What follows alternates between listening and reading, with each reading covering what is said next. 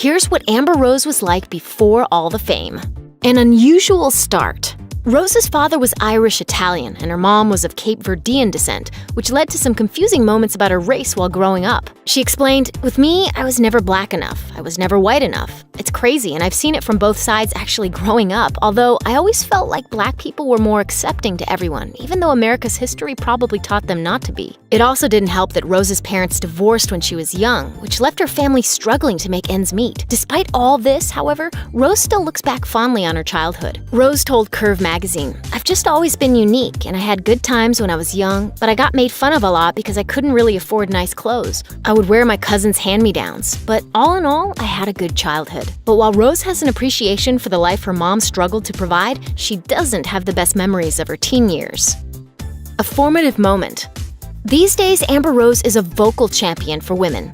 No, I wasn't saying no, it means no. I wasn't. And during an emotional speech for her 2015 Slut Walk event, she revealed the traumatizing event that inspired her perspective. She explained, "I was in the closet with some boy. We were kissing and he was like, 'Hey, you should get down on your knees.' And I said, 'Why would I do that? I'm 14, I don't know what the hell get down on your knees means.'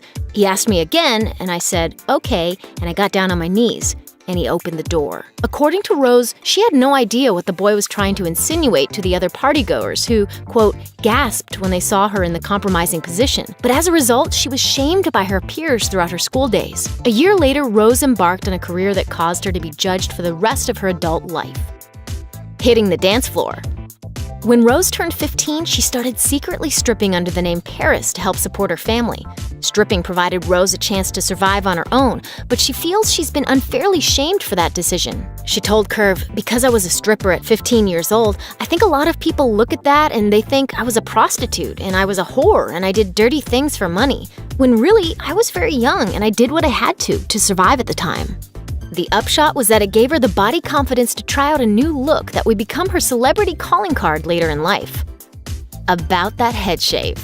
While growing up, Rose fell in love with the Sinead O'Connor video for Nothing Compares to You, and often dreamed about shaving her head like the famous singer. At 19, Rose finally pulled the trigger, and it's been her signature look ever since. But it wasn't an easy transition. She revealed, "When the time finally came and I was ready to do it, I asked all my friends, and they were like, 'You're going to look so stupid, Amber. Don't you dare do that.' So I did it. I went to the barbershop, I cut it off, and I went home and I cried my eyes out for like a week. My hair is naturally really dark, so I thought maybe if I dye it blonde, it'll soften it up." Eventually, Rose found her strength. She told the New York Post, "I realized it looked dope. Sinead O'Connor was a bald-headed badass, and I loved her."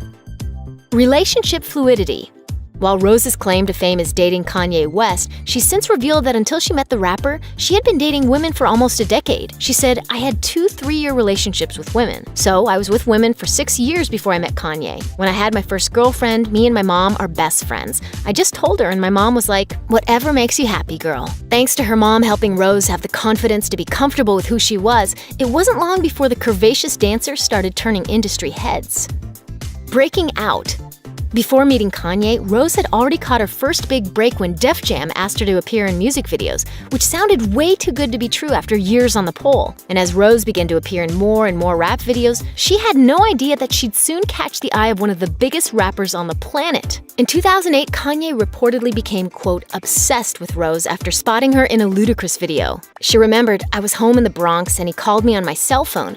I'd never met him before. He was like, 'Hey, it's Kanye.' Thinking it was a prank call, Rose hung up on him. Yeezy called Rose back and somehow managed to convince her that it was really him. Eventually, he flew her out to LA to star in a video for RoboCop that never saw the light of day. But the two were getting close, and West took things to the next level by inviting Rose to high-profile events and sweeping her off her feet. The two would end up dating for 2 years before their relationship soured, but Rose has since managed to establish her own identity as an entrepreneur and voice of female empowerment. I got a sneaker deal coming out.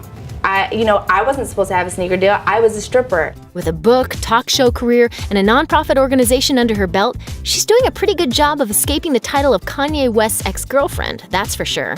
Thanks for watching.